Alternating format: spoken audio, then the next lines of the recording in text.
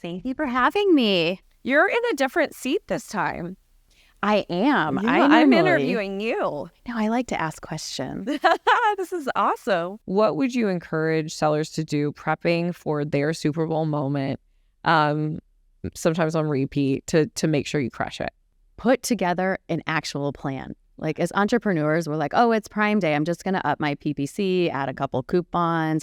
But you should at least minimum of 6 weeks ahead of your Super Bowl, your Prime Day, after Halloween when we're going into buying Christmas gifts, have your launch date ready and be prepared. Yeah. When I say that, it's like exactly write out, okay, I want influencers, which I highly recommend using now, which I only did a handful of influencers then, but everything has shifted in 2023. Oh my gosh. And huge. Yeah. And with how much rewards for the algorithm you get from Amazon, you want to be using influencers. You can just use a handful of influencers. Have that in your plan. Know that you're going to run your Google ads. With Google ads, use the keyword planner for Google ads. It's not always about tracking and getting conversions when you're coming up, especially to a big event that you're trying to drive traffic to. It's about getting your listing ranked higher so that you have higher organic rank, lower PPC costs. And then once people are on your listing, you have got to get them to convert. If you're doing something that is a gift, right? Put in one of your pictures or your video showing that it's a gift, handing it to somebody. They get super happy. Show it in action.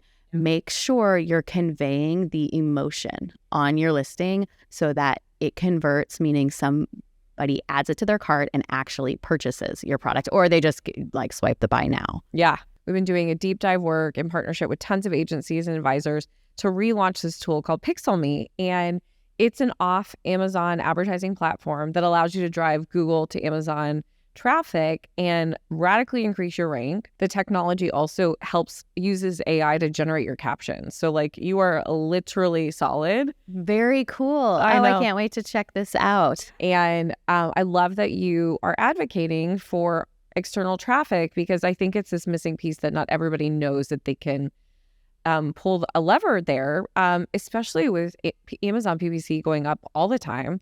I literally just 30 minutes ago had a guy come up to me and he was like, I don't even know if I'm ever making money anymore on Amazon PPC, which is not uncommon.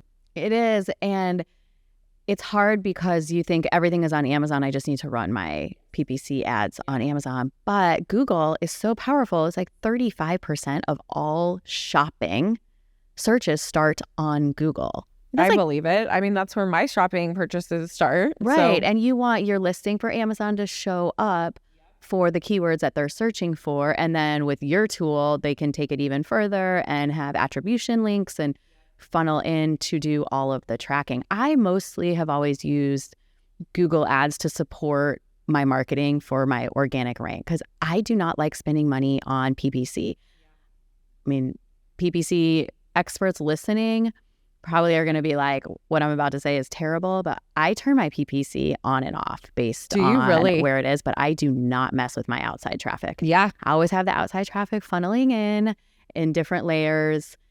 And then I love when I can just turn my PPC off for a little bit. And I'm like, oh, got to turn it back on. Yeah, that's awesome. Well, and I mean, we have some people right now that are getting a negative ACOS because there's a brand referral bonus, there's some wins, and the rank, if you can get your rank really moving, then it kind of does the work for itself. So, and you got to pay attention to those first 60 days of your launch.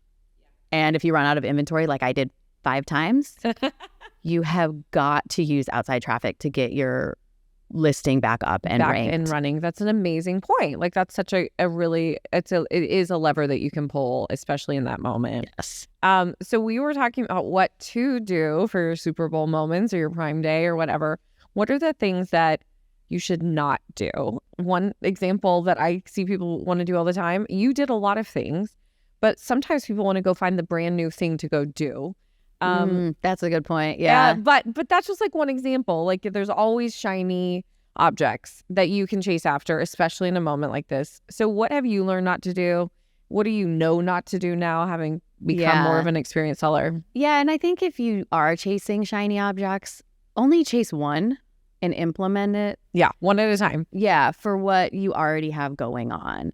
And I mean, I like to try new things too. Yes, and you should. Yeah. Absolutely. And if you're going to spend more money because it's Prime Day on marketing or like, Black Friday is coming, that's awesome. Put one new variable in there and test and see how it does. And hopefully you can track it. Not everything is like perfect and trackable.